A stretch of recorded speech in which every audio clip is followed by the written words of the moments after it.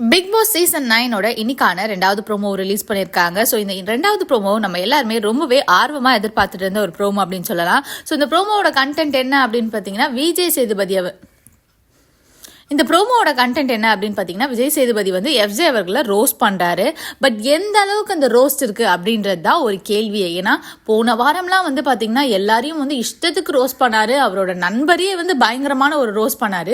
So அதில் ஒரு பாதியாவது இருக்க வேணாமா எஃப்ஜேக்கு அப்படின்னு தான் நம்ம எல்லாருமே எதிர்பார்த்துட்டு இருந்தோம். பட் ரொம்ப கால்வாசியாக ரொம்ப மினிமலான ரோஸ்ட்டாக தான் இருக்குது. மேபி வந்து எபிசோட் பார்த்தா தெரியும் எஃப்ஜேக்கு எந்த அளவுக்கான ஒரு ரோஸ்ட் இருக்குன்னு. ஏன்னா எஃப்ஜே வந்து விஜய் சேதுபதி அவர்களோட ஒரு செல்லப்பிள்ளை ரேஞ்சில் தான் இருந்துட்டு இருக்காரு. ஸோ ரொம்பவே நிறைய விஷயங்கள் வந்து பளிச்சுன்னு கணீர்னு சொல்லாம அவருக்கு ஏத்த விதமாவே சொல்றாரு. ஸோ ஃபர்ஸ்ட் என்ன அட்ரஸ் பண்றாரு அப்படின்னா, பார்வதி வந்து ஃபர்ஸ்ட் விஜய் சேதுபதி என்ன அட்ரஸ் பண்றாரு அப்படின்னு பாத்தீங்கன்னா, பாரு வந்து தனியாலா வந்து சமையல்ல வந்து கஷ்டப்பட்டுட்டு இருந்தாங்க இல்லையா. ஸோ அவங்க வாய் திறந்து கேட்டுட்டாங்க, எனக்கு ஒருத்தர் ஹெல்ப்புக்கு இருந்தா நல்லா இருக்கும் அப்படின்ற மாதிரி கேட்டுட்டு இருந்தப்போ கூட ஏன் வந்து தலையா வந்து எஃப்ஜே ஒரு ஸ்டாண்டுமே எடுக்கல அப்படின்ற மாதிரியும் ஒரு கேள்விகளை எடுத்து வைக்கிறாரு.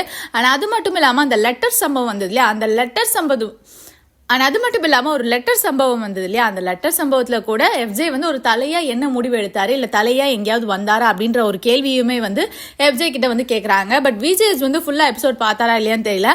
அந்த லெட்டரை எழுத சொன்னதே வந்து எஃப்ஜே தான். திவ்யா அதை எழுதினாலுமே அதோட வேர்டிங்ஸ் எல்லாமே எஃப்ஜே வந்து தான் சொன்னார்.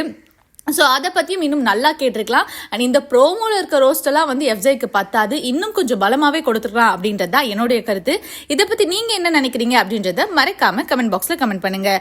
இந்த வீடியோ உங்களுக்கு பிடிச்சிருந்தா லைக் பண்ணுங்கள், கமெண்ட் பண்ணுங்கள், ஷேர் பண்ணுங்கள். மறக்காமல் சேனலுக்கு சப்ஸ்கிரைபும் பண்ணிடுங்க.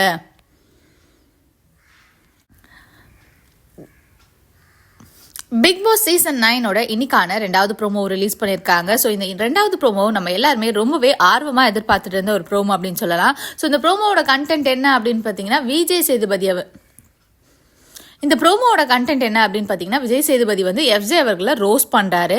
பட் எந்த அளவுக்கு அந்த ரோஸ்ட் இருக்குது அப்படின்றது தான் ஒரு கேள்வியே. ஏன்னா போன வாரம்லாம் வந்து பார்த்தீங்கன்னா எல்லாரையும் வந்து இஷ்டத்துக்கு ரோஸ்ட் பண்ணார். அவரோட நண்பரையே வந்து பயங்கரமான ஒரு ரோஸ்ட் பண்ணார். ஸோ அதில் ஒரு பாதியாவது இருக்க வேணாமா எஃப்ஜேக்கு அப்படின்னு தான் நம்ம எல்லாருமே எதிர்பார்த்துட்டு இருந்தோம். பட் ரொம்ப கால்வாசியாக ரொம்ப மினிமலான ரோஸ்ட்டாக தான் இருக்குது.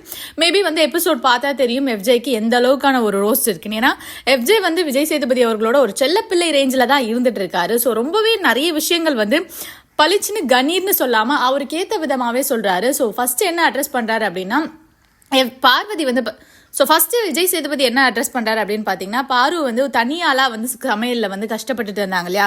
ஸோ அவங்க வாய் திறந்து கேட்டுட்டாங்க, எனக்கு ஒருத்தர் ஹெல்ப்புக்கு இருந்தா நல்லா இருக்கும் அப்படின்ற மாதிரி கேட்டுட்டு இருந்தப்போ கூட ஏன் வந்து தலையா வந்து எஃப்ஜே ஒரு ஸ்டாண்டுமே எடுக்கல அப்படின்ற மாதிரியும் ஒரு